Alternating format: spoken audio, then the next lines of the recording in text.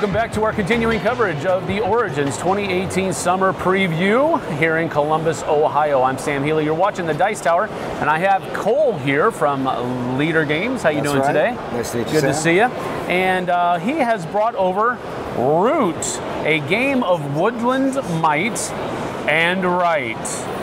So, tell us about this game. What's going on? So this is our second major game. Our first was Vast, and we specialize in really interactive, asymmetric games. Really asymmetric. So sometimes when I tell people we do it, they think, oh, so like one team can be a wizard and the other one can be a knight. I say, no, much more asymmetric than that. So in this game, this is, whereas Vast was kind of an RPG game, this is a little bit more of a strategy game spin on the same basic formula. Oh, okay. So one player is playing a logistics game. They're trying to build an empire, establish commerce.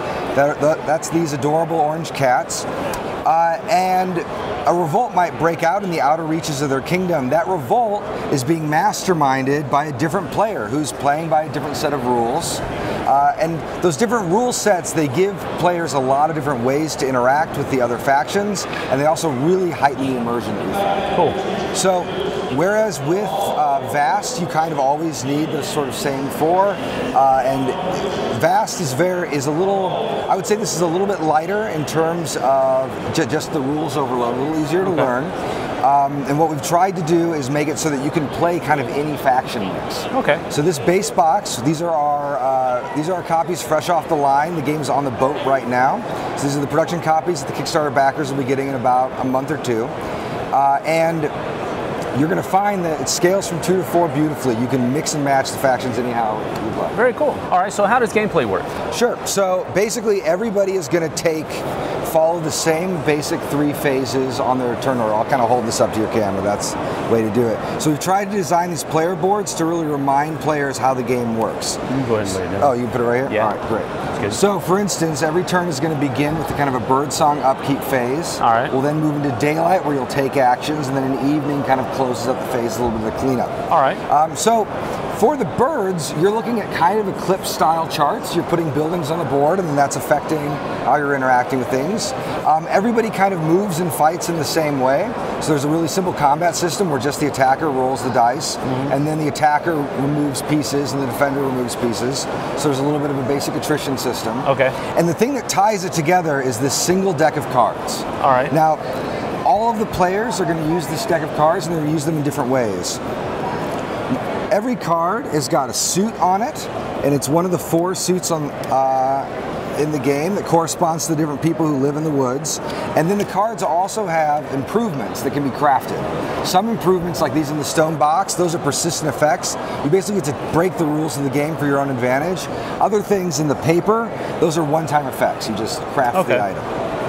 To give you an example of how the different factions react with each other, let's say you play this card and you craft a sword. You would take, let's see here, it's a fresh copy. You put that sword right here, and you get some points for it. And if the Vagabond is playing, that's this lone adventurer, he can come over to your buildings and he can purchase this sword from you for a fee. Okay. So basically every action that you're taking in this game can be reacted with all the other players. That's cool. And that's one of our favorite things about the design. Yeah. So just to give you an overview of how big the asymmetry is, I'm going to switch factions here. It's my personal favorite. This is the Erie. These are the former rulers of the woods, the blue birds. They start on the edge of the map with a big army, and they're going to be invading the rest of the game.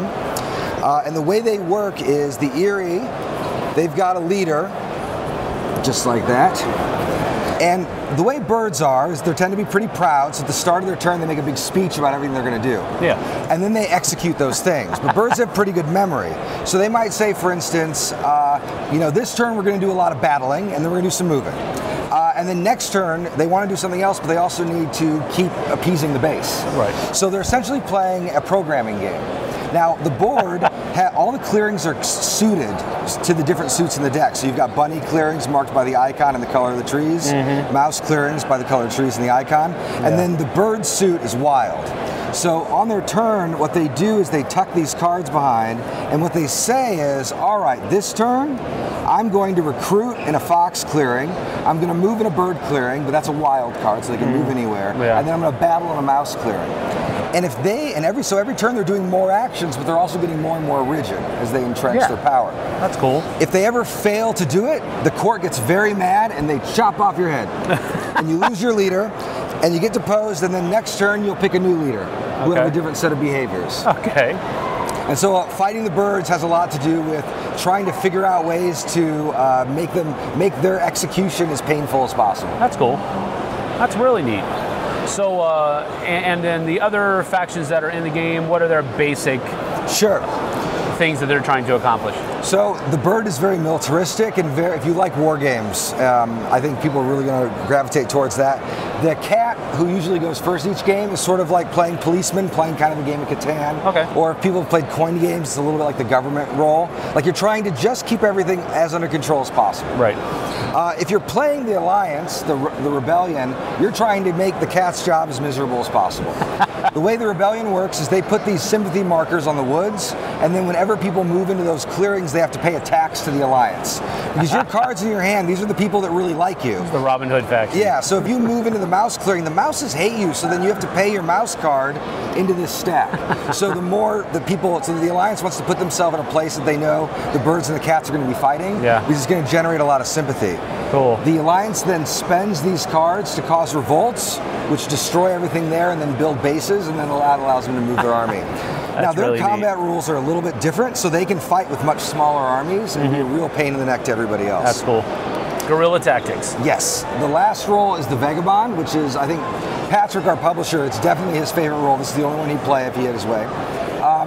So the Vagabond collects items from all the other factions. I don't know where that sword went off to. Right there you are. So all the items have an active side and an exhausted side. Basically, the Vagabond is going to accumulate items and then exhaust them to take actions.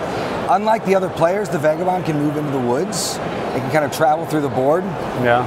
And the Vagabond, let's see here, I'll get some of these out, scores points lots of different ways. One of the main ways is by giving people's cards and adjusting this little relationship track. Okay. He might find himself, so basically, you're going to want the Vagabond to be on your team if you're the cat, because it's basically like a mercenary.